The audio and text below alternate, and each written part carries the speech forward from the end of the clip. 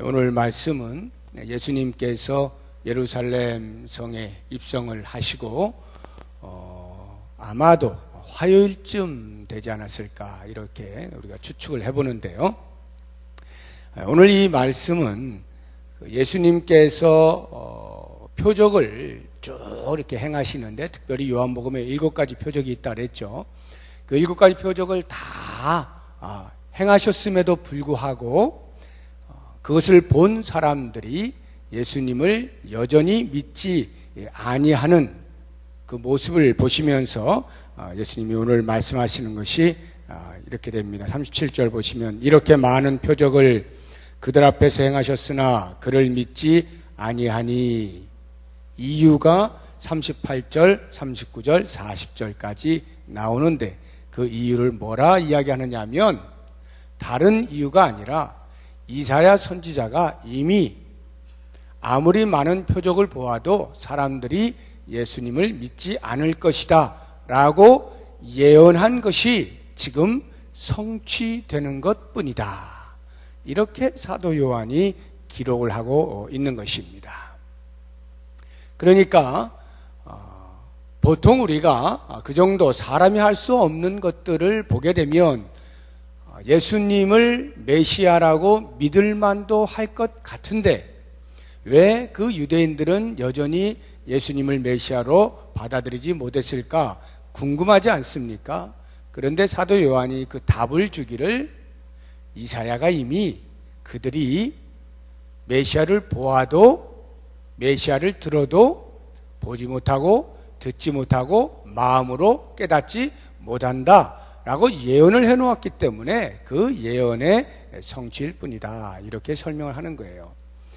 그러나 우리가 이러한 설명을 들을 때 오해를 하시면 안 돼요. 그래서 유대인들이 예수님을 메시아로 받아들이지 못한 것이 하나님의 책임이냐, 그런 의미는 아니죠. 그들의 불신앙이 하나님의 책임이라는 뜻이 아니라 인간의 죄로 말미암아 타락한 본성이 어떠한 것입니다.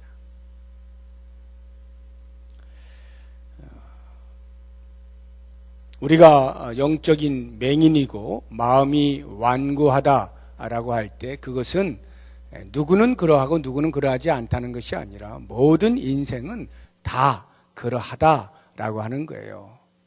그럼에도 불구하고 그 뒤를 보시게 되면 유대 당국자들, 관리라고 이렇게 표현을 해놓았는데, 관리들 가운데 몇 사람은 또 예수를 믿습니다. 한번 보시죠. 42절, 그러나 관리 중에도 그를 믿는 자가 많되. 이 관리라는 것이 유대 당국자들, 유대 그 종교 지도자들을 말하는 거예요. 그 지도자들 가운데서 일부는 예수를 믿었다 이 말이에요. 그러면 누구는 믿지 않는데 누구는 믿느냐라고 할 때 과연 그것이 어떻게 된 것일까? 이것을 가리켜서 우리는 흔히 하나님의 주권이라 이렇게 말을 합니다. 하나님의 주권이라고 하는 것은 하나님께서 누구를 믿게도 하시고 누구를 믿지 못하게 하신다라고 하는 이런 부분보다도 모든 되어지는 일들이 하나님의 큰 계획 속에 흘러간다라고 하는 말이고요. 하나님께서 그 타락한 인간의 마음을 부드럽게 만들어주지 아니하면 본성 그대로는 결코 예수님을 메시아로 받아들이지 못한다라고 하는 것입니다. 그런 면에서 이 소수의 관리들, 많다라고 표현했지만 그리 많은 것은 아니에요. 성경에서 대표적으로 니고데모 같은 인물들, 아리마대 요셉 같은 인물들, 우리가 이렇게 이름으로 알 수 있는데 그리 많은 숫자는 아닙니다. 아무튼 그런 사람들이 믿을 수 있게 된 것은 하나님의 특별하신 은혜가 그들 가운데 임한 것인데요. 그럼에도 불구하고 그들의 믿음의 수준을 보게 되면, 다시 42절 보니까, 바리새인들 때문에 드러나게 말하지 못하니 이는 출교를 당할까 두려워함이라. 그리고 43절에 또 다른 이유를 말하고 있는데, 그들은 사람의 영광을 하나님의 영광보다 더 사랑하였더라. 믿기는 믿어요. 마음으로 저분이 보통 분은 아니다. 분명히 하나님의 보내심을 받은 자다라고 하는 것을 그 많은 표적들을 통하여 또는 예수님의 말씀을 통하여 마음으로 받아들이는데 그것을 밖으로 표현을 하지 못합니다. 그 정도의 믿음의 수준이라는 것인데 이유가 두 가지잖아요. 하나는 출교를 당할까. 이 출교라고 하는 것은 그 유대인 공동체에서 예수라고 하는 이 청년을 따르는 자는 출교하기로 결정을 내렸기 때문에 그냥 유대인도 아니고 그 유대교의 지도자들인 자기들이 만약에 예수를 따르겠다라고 말을 한다면 출교를 당할 것은 보나마나죠. 그러면 일단 자기의 자리가 없어지는 겁니다. 지금까지 자신이 쌓아왔던 그 공동체 내에서의 지위, 이것이 예수를 믿는다라고 하는 말 한마디 때문에 하루아침에 무너져 버리는 거죠. 그것이 두려운 거예요. 출교가 두렵습니다. 그리고 또 하나를 더 보면 하나님의 영광보다 사람의 영광을 더 사랑했다라고 하는 것인데요. 사람의 영광을 사랑한다는 게 무슨 말입니까? 내가 예수를 믿습니다 라고 하는 순간에 하나님께서 얼마나 기뻐하시겠어요. 당신이 예비해 놓으시고 이 땅에 보내신 그 예수를 믿는 믿음의 고백을 유대인들이 하게 되어질 때 하나님께서는 그 오랜 세월 동안 유대인들을 구원하기 위하여서 모든 일들을 행하시다가 결국 예수 그리스도를 통해서 성취하시고자 하는 것인데 수없이 많은 사람들이 그것을 알지 못하고 따르지 않고 있는 상황에서 그 소수의 유대 종교 지도자들이 예수를 믿는다라고 고백한다면 하나님의 마음이 얼마나 기쁘시겠냐고요. 그러니까 그것이 하나님께 영광을 돌려드리는 것이 되죠. 예수를 믿는다 하면 그 하나님의 영광을 사랑하는 행위가 되는 것인데 이들은 그렇게 하지 못하고 그만 사람의 영광을 더 사랑해요. 그 말의 의미는 내가 예수를 믿는다라고 했다가 사람들에게 손가락질을 받고 조롱을 받고 지금까지는 네가 그렇게 연대해서 예수를 핍박하고 죽이려고 하더니 왜 갑자기 뭐 귀신이 쓰였냐? 왜 예수를 믿는다고 말하냐? 이렇게 조롱을 하면 얼마나 창피합니까? 자기 자신에게 얼마나 창피해요. 그러니까 자기의 영광을 사랑하는 그 수준에서는 감히 예수를 믿는다라고 말을 하지 못하고 있는 것입니다. 물론 이들은 믿고 있어요. 믿고 있는데 믿음의 수준이 그렇다 이 말이에요. 우리가 이런 무리들을 보게 될 때 자신을 좀 이렇게 살펴보게 됩니다. 과연 나는 예수를 믿는다라고 하는 이 믿음의 고백을 어떻게 하고 있는가라고 하는 부분을 한번 좀 생각을 해 봤으면 좋겠어요. 사람마다 다 믿음의 수준이 다릅니다. 신앙의 경륜이 있고요. 그 연륜을 따라서 믿음도 다르죠. 그러니까 처음에는 믿음이 아주 연약하고 이러한 사람들처럼 고백을 하기에 부끄럽고 사람들에게 나는 예수 믿는 사람입니다 라고 말하기에 조금 두려운 그러한 수준에 있는 사람들이 있을 수가 있습니다. 그런데 중요한 것은 그러한 믿음에서 앞으로 나아갈 수 있다면, 성숙을 향하여 나아갈 수 있다면 그 과정이라고 하는 것은 그리 부끄러운 것은 아닙니다. 그리고 그리 잘못된 것도 아니죠. 앞으로 나아가면 돼요. 믿음이 더 자라나면 되는 것입니다. 그런데 중요한 것은 그러한 어중간한 믿음의 자리에서 앞으로 나아가지 못하고 자꾸만 쭈삣쭈삣하고 계속해서 그 주변을 맴돌기만 하다 보면 자칫 믿음의 퇴보가 올 수가 있어요. 오히려 나의 이익의 도구로서만 활용하다가 그것이 없어졌다 생각되어지면 그냥 믿음을 내려놓을 수도 있고요. 또는 심지어 그 믿음 때문에 내가 불이익을 당한다거나 손해를 본다거나 아니면 어떤 신변의 위협을 느끼게 되는 순간에는 그 믿음의 자리에서 떠나게 되는 경우도 발생합니다. 그런 면에서 우리의 믿음을 돌아볼 때 이 믿음은 정체되어 있는 게 아니에요. 항상 고정되어 있는 게 아니라 늘 자라나는 것이다라고 하는 것을 잊지 말고 계속해서 나의 믿음이 자라나기 위하여 어떻게 해야 되는지를 생각하면서 그러한 신앙의 경건의 훈련들을 끊임없이 하는 것이 매우 중요하다 하는 것을 꼭 기억을 했으면 좋겠습니다. 자, 이제 이러한 서론의 말씀을 드리고 이제 오늘 우리가 함께 보려고 하는 것은 44절부터 50절까지 예수님께서 말씀하신 내용인데 오늘 말씀의 제목이 예수님의 외침입니다. 44절 앞에 보니까 예수께서 외쳐 이르시되 이렇게 되어 있죠. 이 외친다라고 하는 말은 예수님께서 어지간해서 이렇게 외치시는 분이 아니에요. 그냥 조근조근 말씀을 하시는 분이지 외치시는 분이 아니에요. 그런데 지금 외치셨다라고 말씀을 굳이 하고 있는 이유는 그만큼 예수님의 마음 가운데 지금 하시는 이 말씀이 너무나 중요하다라고 하는 거예요.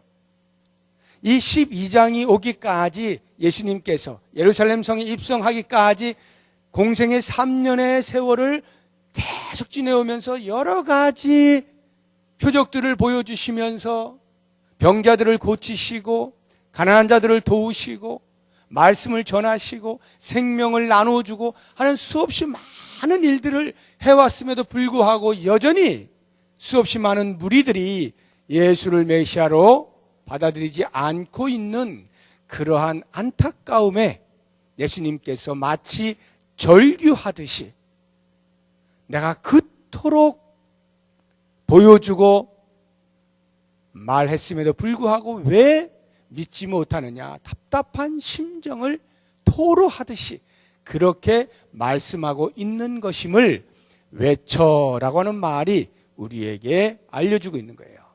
예수님의 그 심정을 우리가 좀 생각하면서 오늘 이 말씀을 보자 이 말이에요. 예수님께서 외치신 내용은 네 가지로 나눠져 있습니다. 네 가지를 간단하게 한번 보면 제일 먼저 44절 45절 보시면 나를 믿는 자는 나를 믿는 것이 아니요 나를 보내신 이를 믿는 것이며 나를 보는 자는 나를 보내신 이를 보는 것이니라. 이게 무슨 말이에요? 예수님은 당신을 보내신 하나님 아버지와 하나이다 이 말이에요. 하나님 아버지와 나는 하나다. 요한복음 전체가 그 이야기하고 있는 거 아닙니까? 계속해서 예수님께서 사람들에게 말씀하고 계시는 것이 아버지와 나는 하나다. 그래서 그것을 나를 믿는 자는 나를 보내신 하나님을 믿는 것이고 나를 본 자는 이미 하나님을 본 것이다. 바꾸고 말하면 너희가 하나님을 믿느냐? 그러면 나를 믿어야 할 것이야. 그런데 너희들이 나를 믿는다고 하지 아니하니 하나님을 믿는 것이 아니로구나. 이렇게 말씀을 하고 있는 것입니다. 아버지와 아들이 하나이기 때문에 아버지를 믿는다 하는 자가 아들을 믿지 못할 수가 없다는 것이죠. 그런 면에서 유대인들의 하나님을 믿는 신앙이 얼마나 위선된 것인가 하는 것을 알려주고 있는 것이죠. 이 유대인들은 왜 예수님을 믿지 않았을까요? 유대인들의 머릿속에는 예수는 나사렛에서 자란 목수의 아들입니다. 자기들이 뻔히 어렸을 때부터 자란 걸 다 본 사람이에요. 사람이 감히 어찌 하나님과 동등하다라고 말을 할 수 있는가? 그래서 신성 모독죄를 적용해서 예수를 잡고자 하는 것입니다. 그들은 너무나 불쾌한 거예요. 아니 어찌 사람이 하나님이라는 말을 할 수가 있는가? 이렇게 그들의 입장에서 보면 참으로 이해가 되는 말입니다. 예수님을 신으로 알지 못하니까 사람으로서만 인식을 하다 보니까 어찌 사람이 사람을 위하여 구원을 할 수 있는 메시아가 될 수 있단 말인가? 그들의 생각에서는 용납이 안 되는 거죠. 맞습니다. 사람은 사람을 구원할 수 없어요. 문제는 예수님이 신이신 것을 알지 못하는 것에 있죠. 얼마나 아이러니입니까? 그 당시에는 예수님이 신이시면서도 이 땅에 인간의 구원을 위하여 사람의 몸을 입고 내려오셔서 내가 아버지와 하나이다. 내가 메시아다. 내가 그 보냄받은 자이다. 나를 통하여 구원이 일어날 것이다. 말씀을 하심에도 불구하고 사람들은 너도 사람이야. 우리가 똑같은 사람인데 어찌 네가 메시아라고 할 수 있느냐 하고 예수님을 부인한 것을 보면 오늘날에는 사람이 나는 신이야 라고 말을 하면서 나를 따르라 하는데 사람들이 우르르 가고 있다 이 말이에요. 이것이 얼마나 아이러니입니까? 뻔히 사람인데 내가 신이라 하고 예수는 실패했다 하고 내가 대신하여 내려왔다라고 하면서 엉뚱한 이야기를 하고 있는데 거기에 솔깃해가지고 따라가는 사람들이 있는 이 시대, 그 시대와 지금 이 시대가 과연 어떻게 되고 있는가? 이러한 와중에 예수님이 하나님의 아들이심을 믿고 그 예수 그리스도로 말미암아서만 구원이 있는 것을 알게 된 것은 하나님의 은혜인 것입니다. 우리가 하나님과 예수님이 하나인 것을 아는 것이 왜 중요한가? 오직 구원은 하나님께로부터만 온다. 오직 구원은 위로부터만 온다. 사람이 사람을 구원할 수 없다 하는 이 진리. 그러니까 아무리 훌륭한 성인이라 할지라도 부처가 되었든 공자가 되었든 마호멧이 되었든 누가 되었든 그들은 우리의 구원자가 될 수가 없는 것입니다. 이게 중요한 거예요. 왜 기독교가 유별나게 오직 예수뿐이다라고 말을 하는 이유가 어디 있습니까? 오직 예수만이 하나님과 동등되신 신이시고 그 신만이 우리 인간의 구원을 이루어낼 수 있기 때문에 수없이 많은 타 종교들이 기독교를 배타적이라고 말을 하고 있음에도 불구하고 우리가 같이 손잡을 수 없는 이유가 여기에 있는 거예요. 천하 인간의 그리스도의 이름 외에, 예수의 이름 외에 구원을 주신 이가 없다 이 말이에요. 이 사실을 우리가 분명히 깨달아야 되고요. 그것 때문에 예수님께서 이렇게 애절하게 나와 아버지 하나님과는 하나다라고 하는 것을 말씀하시면서 나를 본 자가 아버지를 본 자고 나를 믿는 자는 나를 보내신 그 아버지를 믿는 것이다. 이렇게 말씀을 하고 있는 거죠. 두 번째로 46절 보면 나는 빛으로 세상에 왔나니 물은 나를 믿는 자로 어둠에 거하지 않게 하려 함이로라. 빛이라 말씀을 하십니다. 이것도 요한복음에서 계속해서 예수님께서 강조하신 말씀이죠. 나는 세상의 빛이다. 분명하게 말씀을 하시죠. 그러면 세상이 뭐라는 거예요? 예수님이 세상의 빛이라는 것은 이 세상이 어둠이다. 이런 말이죠. 어둠에서부터 빛으로 나올 수 있는 유일한 길이 오직 예수 그리스도 안에 있는 것이죠. 그리스도 안에 있을 때, 빛 안에 있을 때만이 어둠으로부터 나올 수 있는 것입니다. 여러분, 세상이 어둠이라고 할 때 그 의미가 뭘까요? 세상이 어둠이다. 문명이 발달하면 좀 빛으로 나아가고 문명이 발달하지 못해서 미개하면 어둠인가요? 아닙니다.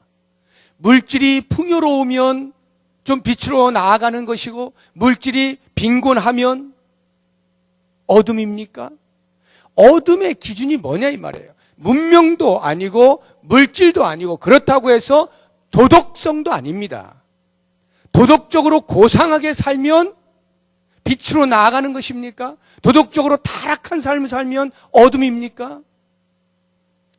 세상이 어둠이라고 성경이 지적할 때 그 어둠은 이런 것이 기준이 아니에요. 성경에서 어둠이라 말할 때 그 기준은 철저하게 죄와 관련되어 있어요. 죄가 머무는 곳이 어둠이다 이런 거예요. 그러면 왜 예수님께서 당신을 가리켜서 빛이라 말씀하시는가? 죄가 없으신 분으로서 세상에 오셔서 어둠인 이 세상을 비추어 구원코자 하심. 이것이 예수님이잖아요. 그래서 예수님께서 당신을 빛이라 말씀하시고 그 빛을 믿으라고 말씀을 하시면서 빛을 믿는 자가 빛의 아들이 된다, 이렇게 말씀하죠. 12장 36절 한번 보세요. 너희에게 아직 빛이 있을 동안에 빛을 믿으라. 그리하면 빛의 아들이 되리라. 빛의 아들이 된다는 게 뭐예요? 우리도 비록 몸은 세상 이 어둠 속에 있지만 그 빛 대신 예수 그리스도를 영접함으로 빛의 아들, 빛의 자리로 옮겨졌다, 이 말이에요. 그러면 우리가 빛의 아들로서 살아간다라고 할 때 예수님께서 사람들을 향하여 말씀하시잖아요. 너희들이 나를 믿는다면 나를 보내신 아버지를 믿는 것이고, 너희들이 나를 보았다면 나를 보내신 그 아버지를 본 것이다. 이렇게 말씀을 하실 때 빛 대신 예수님이 그렇게 말씀을 하셨다면 빛의 아들로서 사는 우리 성도들은 역시 마찬가지로 세상을 향하여 그렇게 말할 수 있어야 하지 않겠습니까? 나를 본 자는 예수님을 본 것이고 나를 따르는 자는 예수님께로 나올 수 있는 것이다. 이렇게 말할 수 있을 만큼 당당해야 되지 않겠습니까? 이게 성도의 삶이에요. 빛의 아들이라 하면 적어도 빛이 어디에 있는지를 보여줄 수 있어야 하고, 나를 통하여서 하나님을 볼 수 있도록 만들 만큼 하나님의 거룩에 가까이 나아갈 수 있어야 하는 것이 성도의 삶이죠. 이게 빛이에요. 우리 자체는 빛이 아니지만 빛 대신 예수 그리스도 때문에 그 빛을 반사할 수 있는 빛의 아들이 된 것 기억하시면서 세상을 향하여서 이러한 당당함으로, 거룩의 당당함으로 나아갈 때에 이 세상이 우리를 보고 그리스도께로 그 빛으로, 빛의 원천으로 나올 수 있을 줄로 믿습니다. 세 번째 예수님께서 외치신 것을 보면 47절부터 48절까지의 말씀인데, 구원의 때와 심판의 때에 대해서 말씀을 하고 있어요. 예수님이 이렇게 외치시는 거예요. 지금은 구원의 때다. 보라, 지금은 은혜의 때다. 구원의 때다. 내가 이 땅에 온 것은 심판을 하기 위해서 온 것이 아니라 구원을 하기 위하여 왔다. 이것이 초림 예수님의 사명입니다. 구원을 하시기 위하여 이 땅에 오신 분. 여러분, 하나님께서 예수님을 이 땅에 보내시기까지 그 이전의 모든 구약에서 나타나고 있는 이스라엘과 더불어서 함께 하셨던 그 하나님을 보세요.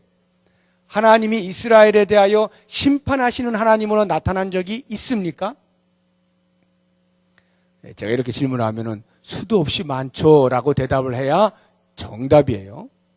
구약을 보면 하나님이 얼마나 자주 이스라엘을 심판하셨어요. 수도 없이 심판하셨죠. 그런데요, 그 모든 심판은 정작 마지막 때에 우리가 받아야 할 그런 종류의 심판이 아니에요. 그 심판은 구원을 향한 과정으로서의 심판이에요.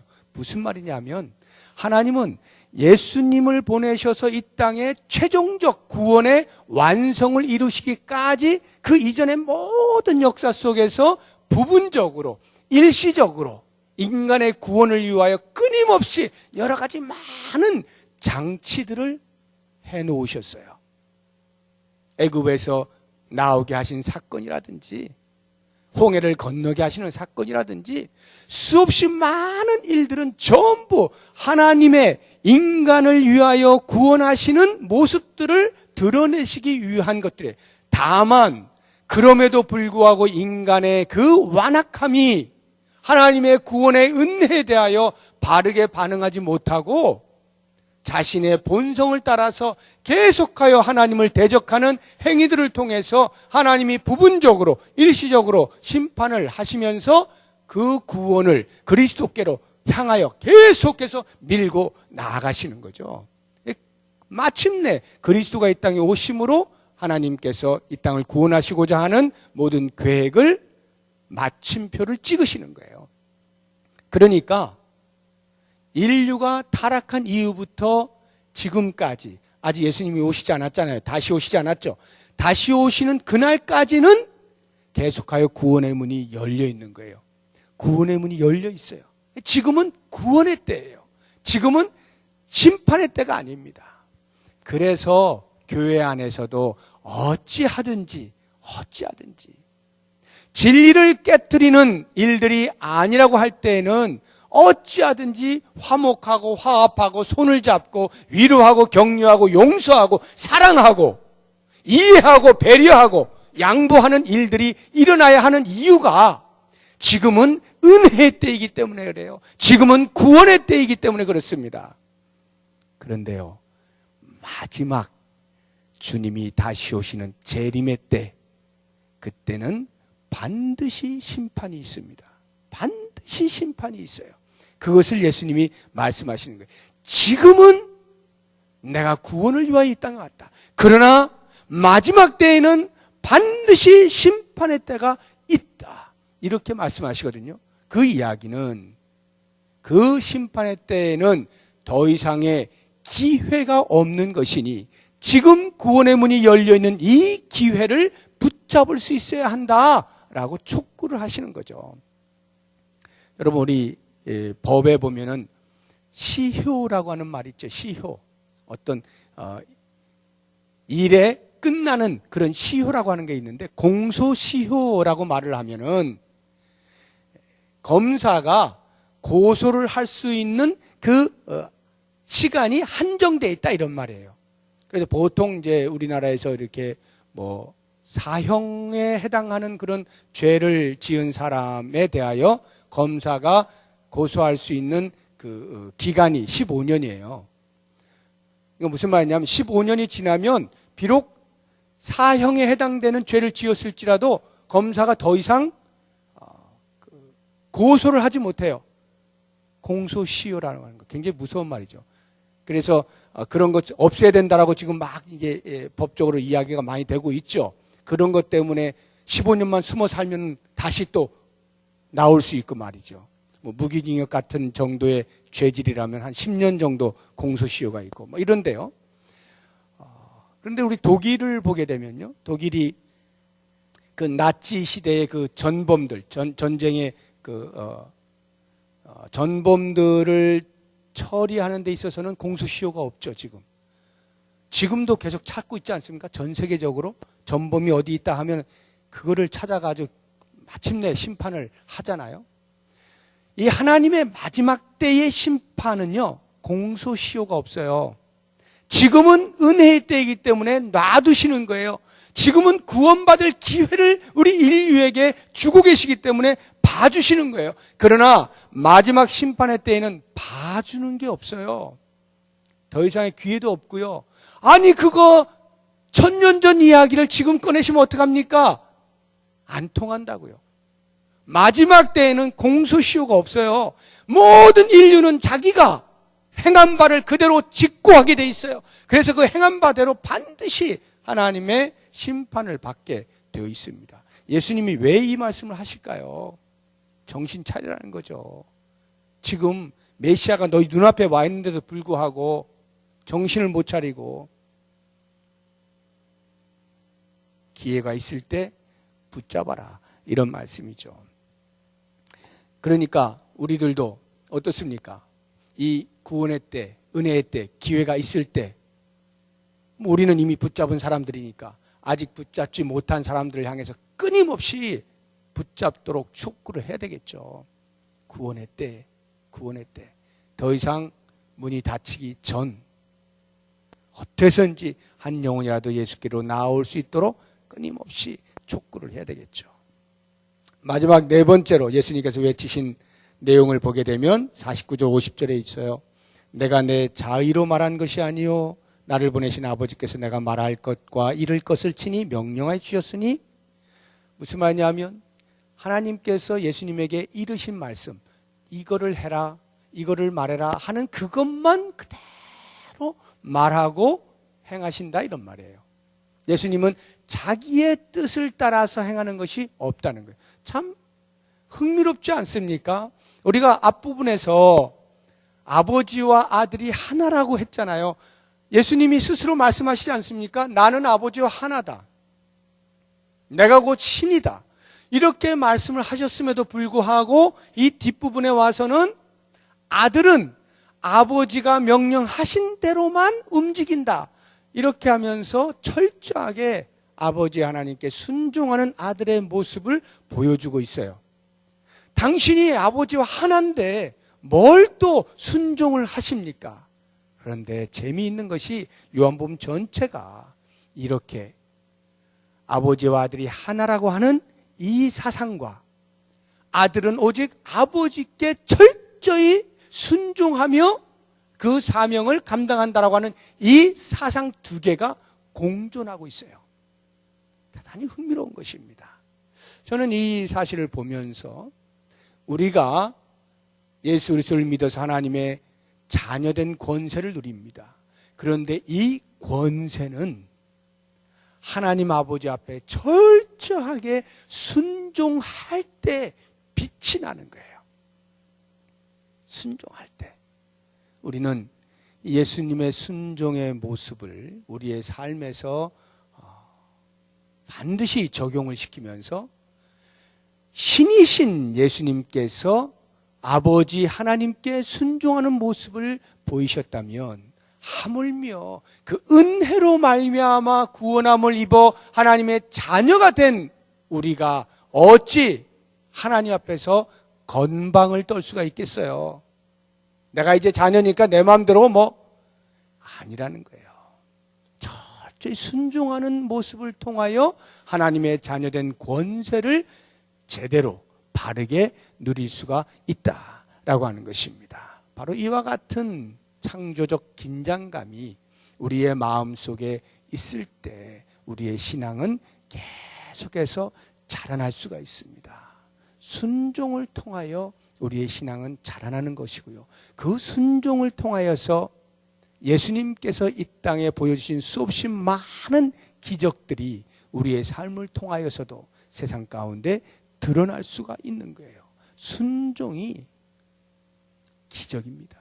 순종이 기적이에요. 그래서 오늘 이 말씀들을 우리가 이렇게 쭉 보면서 예수님께서 왜 이렇게 간절한 마음으로 이제 십자가에서 못 박히시기 불과 며칠 전에 그 수없이 많은 사람들 앞에서 이렇게 외치셨을까?